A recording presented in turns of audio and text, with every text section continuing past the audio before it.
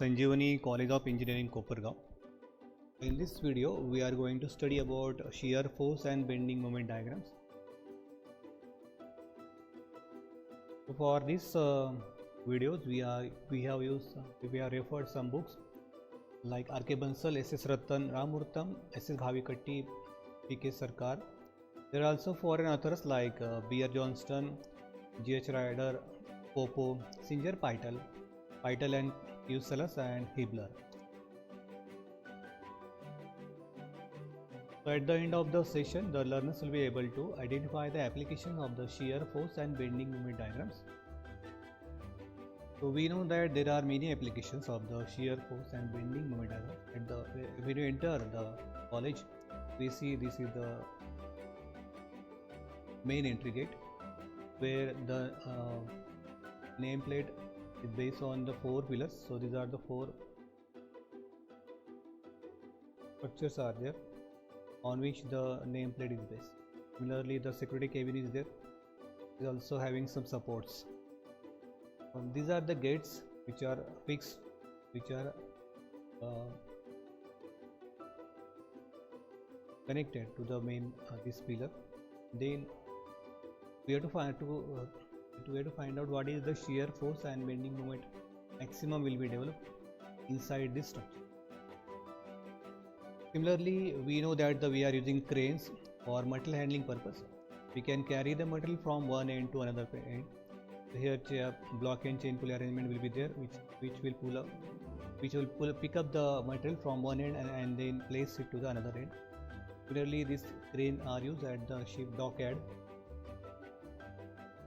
We know that third example is aeroplanes. On the aeroplane, on the wings of the aeroplanes, various loads are acting, and then we have to convert these wings to the free body diagram and then find out the load, reaction, and shear force and bending moment diagrams.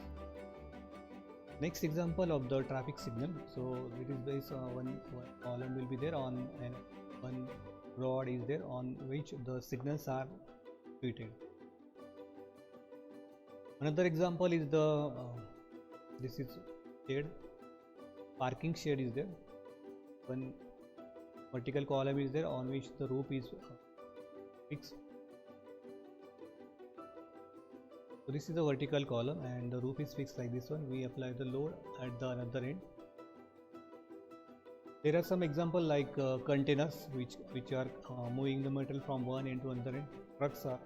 These vehicles are taken as the supports, and then we have to find out what is the maximum load it can carry. Then the staircases are there on which the staircases we daily use. Then we will see how the loads are find out, and the reaction is find out, and then what is the maximum shear force and bending moment occurring on these structures. So this main entry gate can be these 2 supports. 2 pillars can be assumed as 2 supports. This is the beam, and suppose that we are considering that this lower point load is acting on that one. Normally the uniformly distributed load will be there. Then these are the 2 supports, and suppose we convert UDL into point load, then point load will be taken as a center. The example of this swimming pool will be overhanging beam. These are the 2 support, and the extra part will be overhanging poncher will be there. Similarly, we can observe that the overhanging beam will be at both the ends also. This crane vertical column will be there, and the horizontal bar beam will be there, and at the one end we apply the load. So this is an example of the cantilever beam having the point load at the free end. The wings of the plane are considered as cantilever beam, and the weight of the engines are considered as a point load. So this is the wing of the plane X the cantilever beam, and the weight of the engine will be taken as point loads. Similarly, we know that the uniformly distributed load, a load that is uniformly spread over across the length, is called as uniformly distributed load. The example is that the horizontal member resting on the column A is called simply supported beam, and the load of the train bogies can be considered as uniformly distributed load.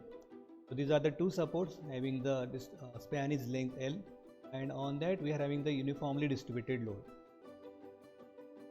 The parking shade shown above can be considered as a cantilever beam, and the weight of the shade over the beam can be considered.